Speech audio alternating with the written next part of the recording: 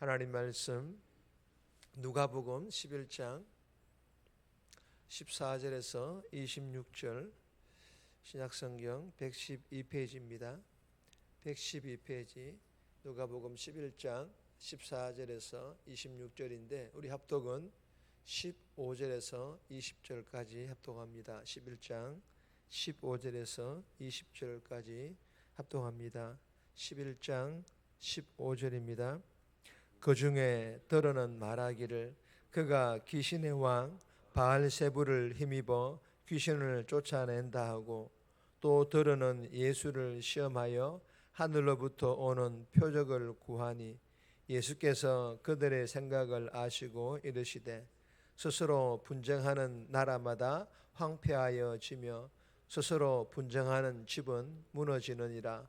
너희 말이 내가 바알세불을 힘입어 귀신을 쫓아낸다 하니 만일 사탄이 스스로 분쟁하면 그의 나라가 어떻게 서겠느냐.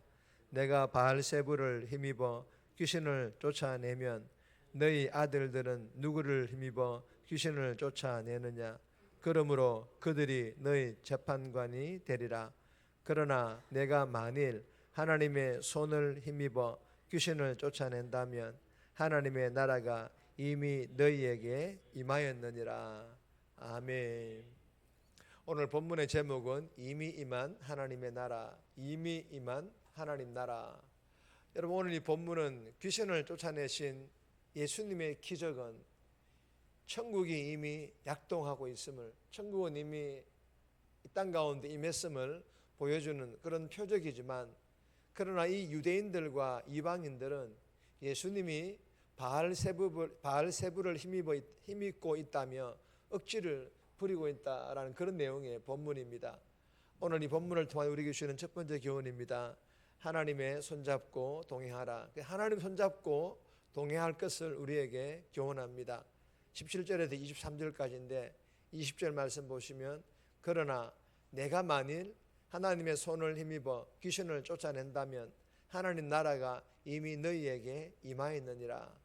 여러분, 이 본문은 앞서 예수님께서 귀신을 쫓아내신 사건을 두고 어떤 사람은 예수를 시험하려고 다시 한번 표적을 보여달라 하고, 어떤 사람은 예수가 귀신의 왕 바알세불을 힘입어 귀신을 쫓아내었다고 비난을 하였습니다.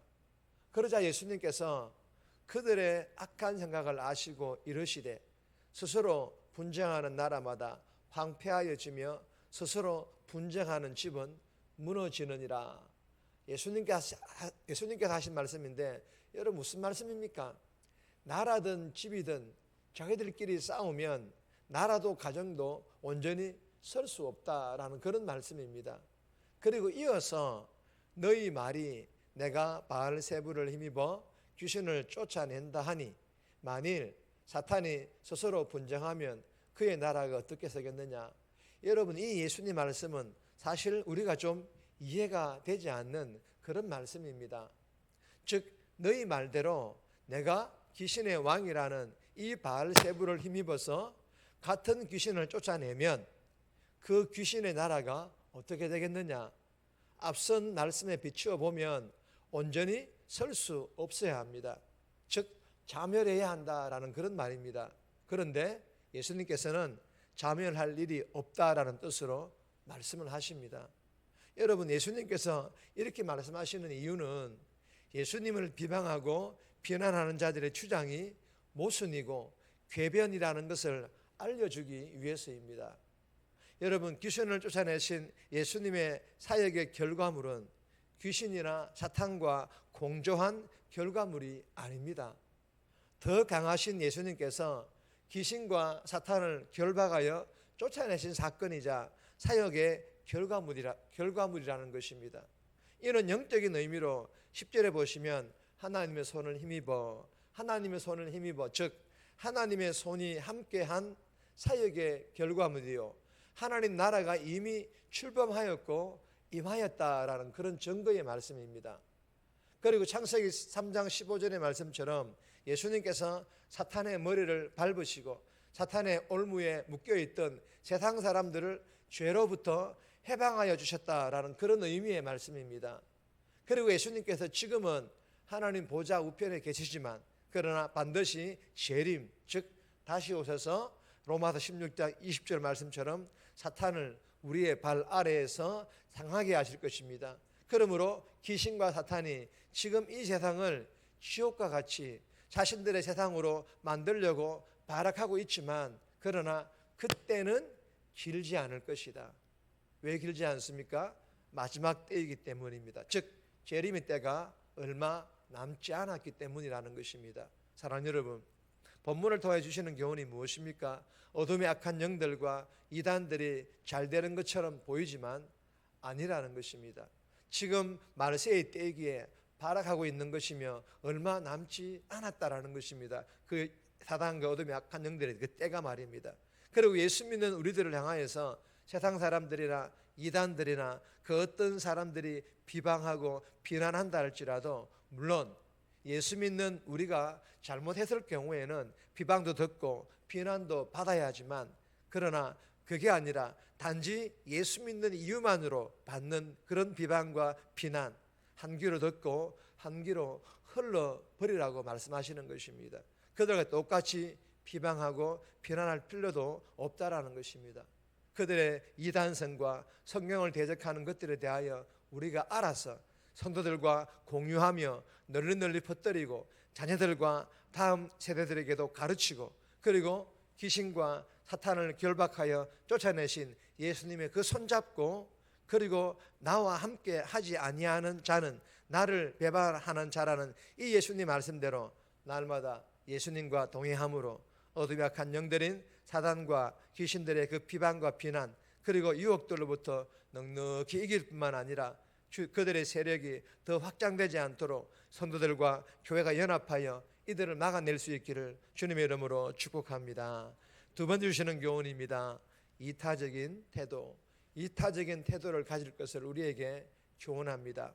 14절에서 16절까지인데 15절 말씀 보시면 그 중에 드러는 말하기를 그가 귀신의 왕 바알세불을 힘입어 귀신을 쫓아낸다 하고 여러분 이 본문은 사람들이 자신들의 눈앞에서 귀신을 쫓아내는 기적을 보면서도 예수님을 비방하고 시험하려고 합니다. 참 겁도 없는 그런 자들이죠.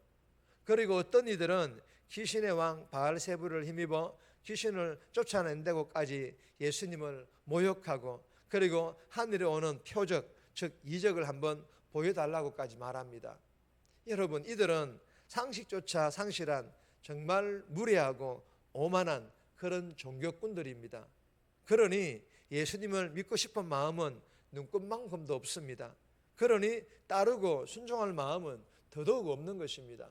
그리고 그래도 그들의 눈에는 보이는 것이 있으니 무엇인가 즉 자신들은 전혀 경험하지 못한 그 표적이라도 보고 싶어서 예수님께 요구하면서도 믿음의 대상으로는 전혀 인정하고 싶은 마음이 없는 것입니다. 그러다 보니 비방하고 비난하고 시험하는 것입니다. 여러분 주시는 교훈이 무엇입니까? 예수 믿는 우리들도 상식조차 상실하고 무례하고 오만한 그런 종교꾼들과 같이 자기중심적인 태도로 누군가를 폄하하거나 비방하거나 비난하거나 그리고 이러한 일에 동조하지 말라라는 그런 교훈입니다. 주신 교훈을 마음판에 잘 새겨서 믿음의 대상이신 예수님을 따르고 순종함으로 제대로 믿어서 자기중심적인 태도가 아니라 이타적인 태도 즉 남을 배려하고 남을 섬김으로 복음의 선한 영향력을 끼치는 그런 전도자의 삶 살아갈 수 있기를 주님의 이름으로 축복합니다. 세 번째 주시는 교훈은 정말 있습니다. 회심과 더불어 순종하라.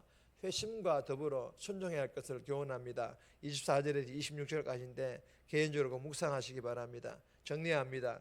귀신을 쫓아내신 예수님의 손잡고 날마다 동행함으로 어둠의 악한 영들과 이단들의 비난과 유혹 넉넉히 이기고 그들의 세력을 성도들과 교회가 연합하여 잘 막아내게 해달라고 믿음의 대상이신 예수님을 제대로 믿고 따름으로 자기중심적인 태도가 아니라 이타적인 태도로 남을 배려하고 남을 섬기는 그런 전도자의 삶 살아가게 해달라고 이 새벽에 기도하며 오늘 하루 살아갈 수 있기를 주님의 이름으로 부탁드립니다.